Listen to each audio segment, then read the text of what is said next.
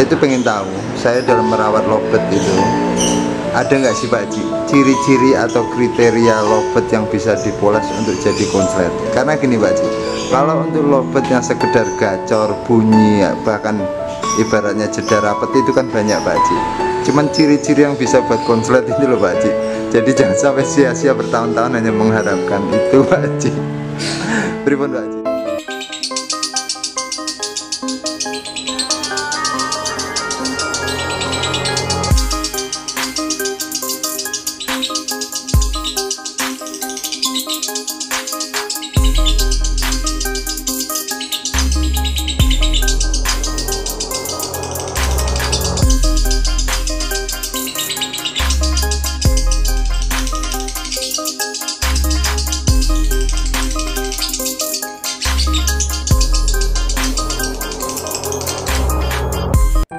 Oke, baik rekan-rekan lovebird mania, jadi di sini saya sesuai permintaan dari rekan-rekan untuk menelusuri lebih lanjut dari pembelajaran bareng tentang lovebird jantan. Jadi gini rekan-rekan, yang kemarin kita bahas tentang lovebird Sri Condet. Jadi di sini kan dari Pak Haji juga punya lovebird yang lainnya. Di sini mungkin ada informasi yang lebih lanjut untuk pembelajaran bareng atau untuk kita terapkan dengan tahapan-tahapan lovebird itu seperti apa. Jadi di sini saya ingin mencari informasi lagi yang untuk pembelajaran bareng, terutama dari proses single, penjodohan, sampai dengan lanjut yang namanya jalan kegantangan atau tes mental. Jadi di sini saya langsung ke sang pemilik dari Pak Haji, dari lovebird Sri Condet kali Srianto.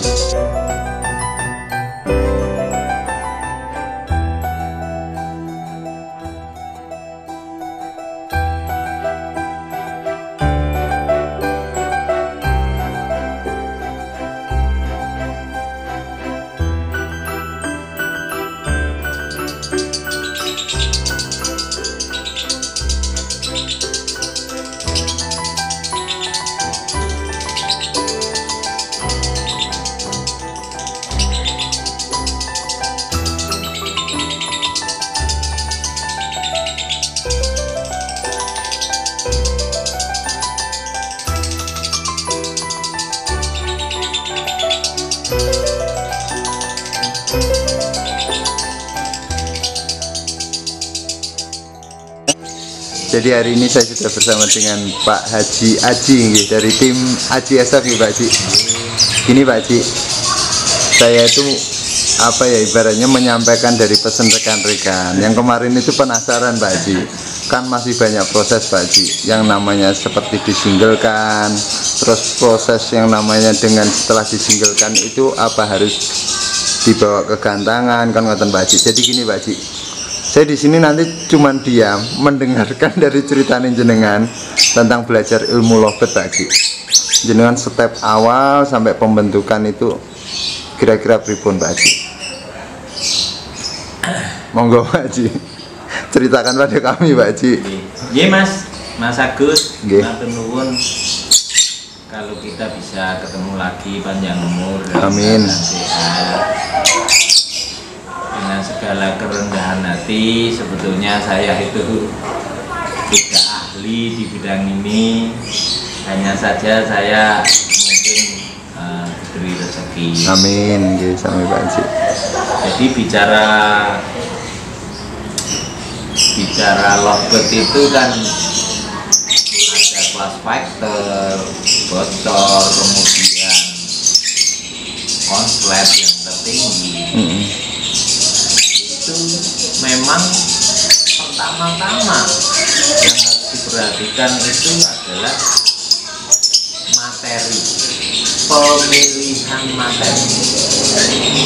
Itu tidak bisa dilewati, karena pemilihan materi itulah yang akan terus tahapan akan berjalan mulai tahap 1, tahap 2, tahap 3, tahap 4 sampai pada yang saya bisa sampaikan. Pemilihan materi itu adalah saya berpendapat kalau saya mau mencari materi lobet sayur itu pastinya lah, itu mungkin kita 10 tahun lagi itu tidak akan pernah bisa muncul di gantangan berkompetisi dengan yang lain. Tetapi kalau kita memilih materinya itu jeli, tahu, nah, itu saya pikir bisa berkompetisi. Maksud dan tujuannya bisa tercapai. Pemilihan materi adalah yang pertama. Kalau kemarin yang saya sampaikan itu step tahapan, dijemur, kemudian pakan kenceng dan lain sebagainya, itu kan standar perawatan mendasar. Standar perawatan yang mendasar. Kalau sudah begitu, kemudian di rumah sudah sering ngekek, kemungkinan bisa kita sebut keluar bebelan atau bocor. Tahapan berikutnya, burung ini harus diajak jalan-jalan biar tidak kuper. Diajak kemungkinan di gantangan Semarang, Salatiga, Semarang, terus aja gas aja, terus cantolkan aja di sebelah gantangan itu. Ketika itu sudah terbiasa atau sering, saya yakin burung itu kalau di rumah sudah mau kerja, mukul-mukul, itu nanti di lapangan itu dia juga mau mukul-mukul. Tahapan berikutnya digantang sekali, disiapkan uang lah untuk zong, itu harus realistis lah, kita berbicara realistis, ini tidak instan. Nah, nanti kapan dia kita gantang sekali zong, kita gantang sekali tidak mukul, pada saatnya nanti dia akan mukul. Nah, itu terus. Kalau sudah mau mukul sekali, 2 kali, 3 kali, itu terus. Itu masih senggel. Masih senggel. Nah, pada saat di rumah sudah bocor, keluar bebelan, di pedok sudah mau bunyi, digantang mau bunyi, itu prosentasenya pencapaiannya sudah 90%. Tinggal cari penjodohannya, dorong, sudah. Ini saya bicara jantan. Mentalitas jantan itu kan berbeda dengan betina, sangat berbeda. Jadi tahapannya saya seperti itu secara garis besar. Nonton nih Pak Haji. Iya. Baik Pak Haji. Kadang-kadang gini Pak Haji, saya pribadi Pak Haji, kalau saya ngelihat burung saya gacor, di rumah gacor, untuk persiapan di lomba itu loh Pak Haji, apakah harus dengan full kerodong atau modal nekat asal tiap hari gantang Pak Haji? Kalau full kerodong di pedok atau di bawah, di lapangan, itu kan sistem burung hektar. Oh nggak. Iya. Kalau burung yang seperti konslet ini tidak ada sistem kerodong, nggak ada. Dimanapun dia belah. Kalaupun sistemnya itu mereka dibawa ke gantangan di kerodong, itu hanya bagaimana mengurangi resiko. Kalau kemungkinan di situ ada gangguan apa, kan dia tidak nyaman. Terus dibuka, terus standar. Ngoten Pak Haji. Ya. Baik Pak Haji. Ini gini Pak Haji. Ketika si jantan itu kan awalnya kan jenengan sudah punya betina nggih Pak Haji. Si betina ini kan pasti diasingkan dalam waktu yang lama Pak Haji. Itu ketika ditemukan biasanya si jantan kan diantem Pak Haji. Pada berantem itu Pak Haji. Apakah langsung jadi akur gitu Pak Haji kalau memang udah jodoh?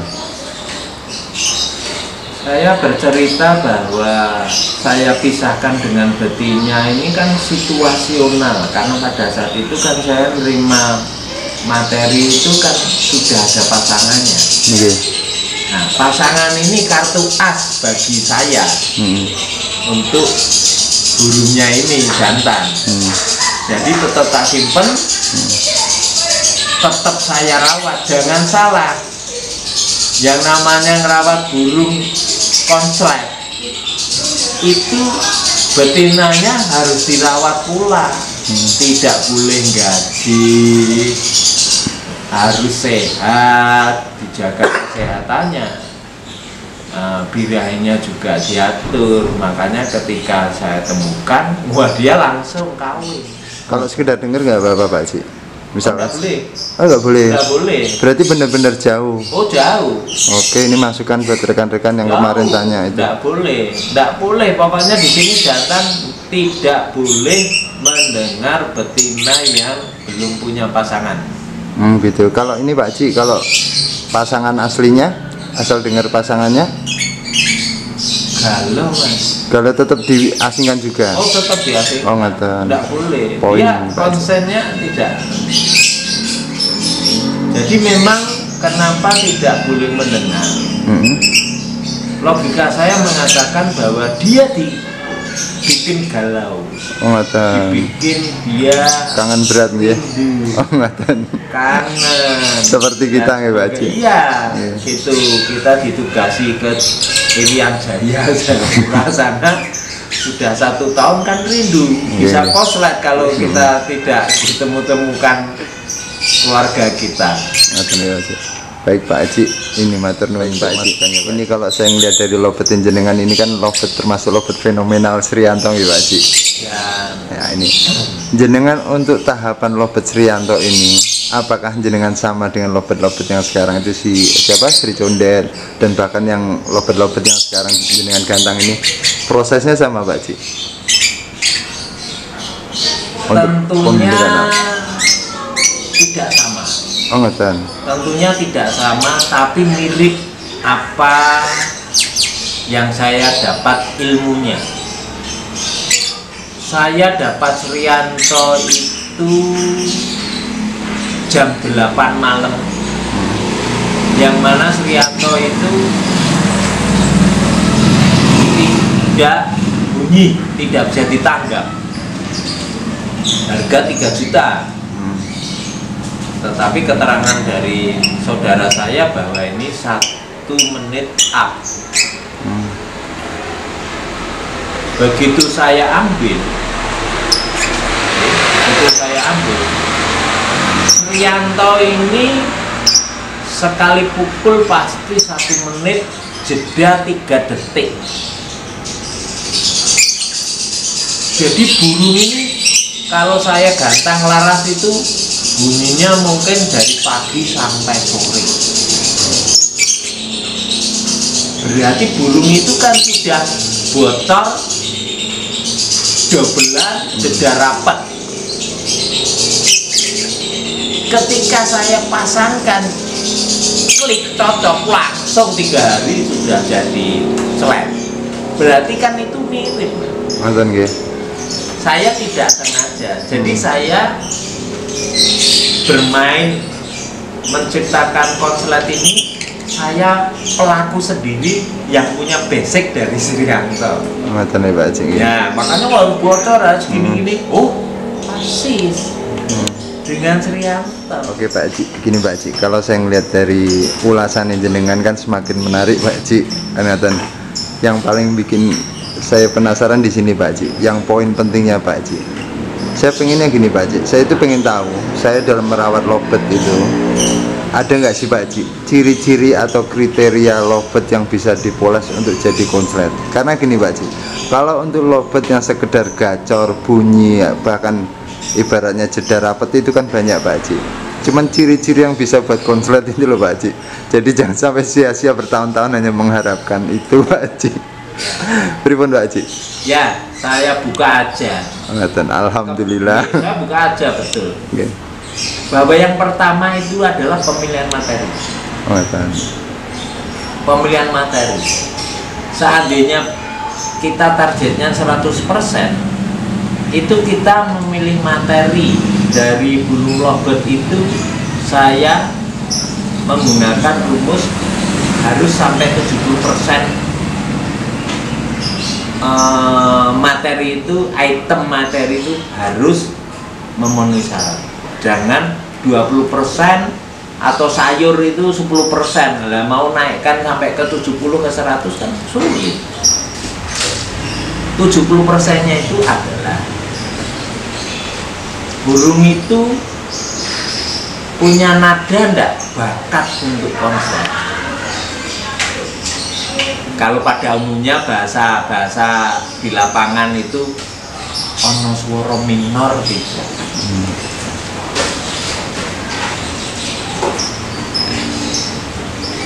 Kalau ada minornya, itu berarti tidak punya bakat. Bagaimana volumenya? Kalau volumenya kecil, rendah, bagaimana kita mau memoles kalau burung itu mau gayanya gimana? Gayanya jengking atau cuman berdiri saja, atau bahkan sudah kelihatan dia kalau ngekek muter-muter aja.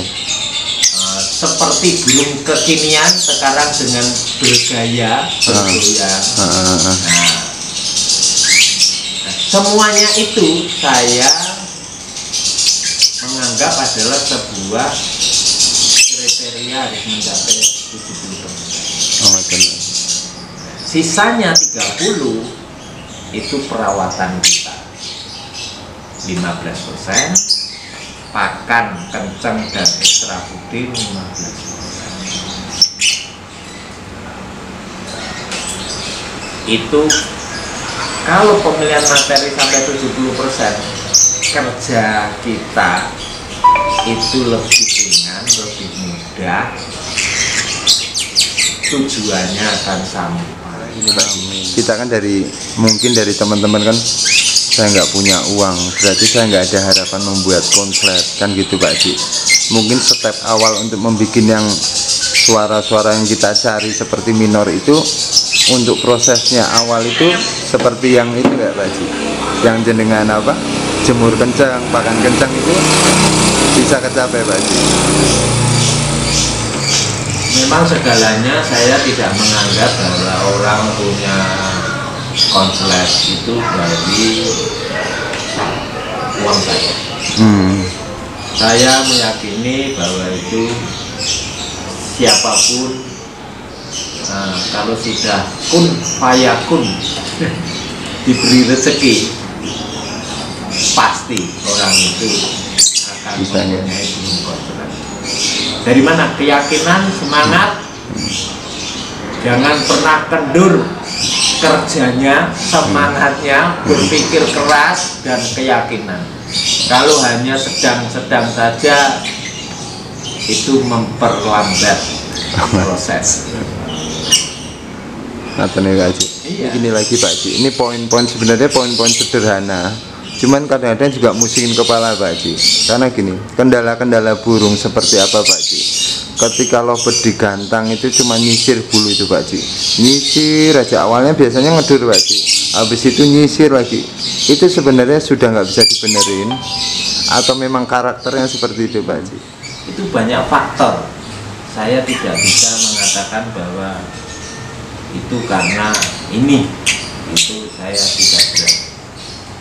Oh, tidak berani ya. Yang pasti harus mungkin jemuran, mandi, apa memang itu siklus dari burung itu sendiri karena sedang mau mabung atau bagaimana. Baik, saya paham nih Pak Haji. Berarti tetap dari sang perawat yang harus pinter meraba-raba nih, menciptakan chemistry antara burung dengan sang pemilik perawatnya itu sendiri. Dia maunya apa, kurangnya apa, itu tetap dari kembali sang perawat nih Pak Haji. Iya.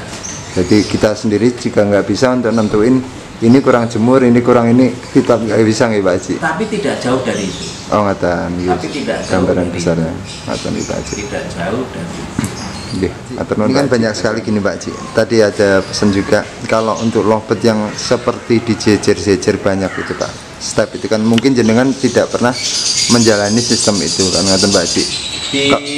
Di rendeng Pak Haji. Maksudnya apa? Istilahnya apa? Dicas, diadu gitu dah. Buatan Pak Haji. Jadi di satu ruangan dijejer-jejer burung banyak, jantan semua. Terus nanti kalau misalkan selama udah lama dipetal sendiri, nanti jejer lagi model tempel Pak Haji. Itu jenengan pernah ngalamin itu Pak Haji? Itu saya jalankan. Oh itu jenengan jalankan. Iya. Oke. Jadi ketika itu sore sudah kita jemur, kemudian kita laras pada tempat masing-masing. Maksudnya jangan dirubah-rubah. Setelah itu nanti masuk di kandang itu dijadikan satu. Oke, ini kelewatan dari saya ini Pak Haji. Jadikan satu. Jadi tetap main sistem tempel itu Pak Haji. Ya koloni kapsul. Koloni kapsul itu ya? Ya bahasa saya koloni kapsul. Enggak apa-apa, memang itu harus. Oke, kebuka lagi. Harus. Oke Pak Haji. Harus. Jadi dia sudah terkondisi kalau nanti di pedok atau di anu dia tidak begitu kendala. Baik Pak Haji, Pak Haji. Berarti kalau dari segi mandi tetap dari kita sang perawat tetap yang harus tahu nggih Pak Haji. Harus tahu. Kebutuhannya nggih, dia mau mandi atau enggak, terus dengan sistem yang seperti disinglekan atau disendirikan itu dengan dilaras atau dijejer-jejer di atas itu juga makanya nggih Pak Haji. Seperti digantung-gantung kemarin itu yang kita bahas nih Bu. Kita jejer-jejer itu maksudnya yang penting burung A itu tempatnya pojok, ya tidak. Oh ngata. Itu jangan dirubah nanti di tengah, nanti biar pojok aja. Pak Haji, kita lanjut Pak Haji.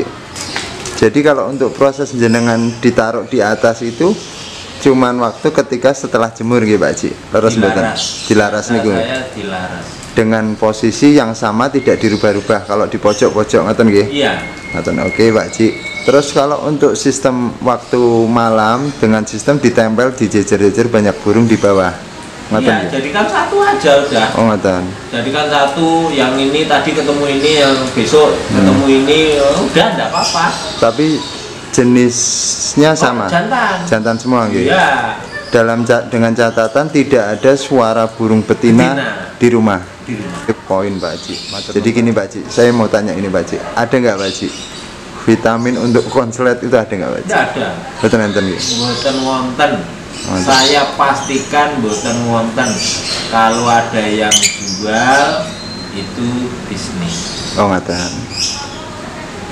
Baik Pak Haji matur nuwun, ini terima kasih sekali informasinya, pembelajarannya nggih Pak Haji. Mungkin jenengan berkah, sehat selalu, sukses bersama semua keluarga ngoten dari tim Aji SF nggih. Tim Aji SF sama sinten? Om Darsono. Ngoten nggih. Semoga jenengan beserta tim beserta keluarga semuanya sehat selalu ngoten nggih Pak Haji. Assalamualaikum.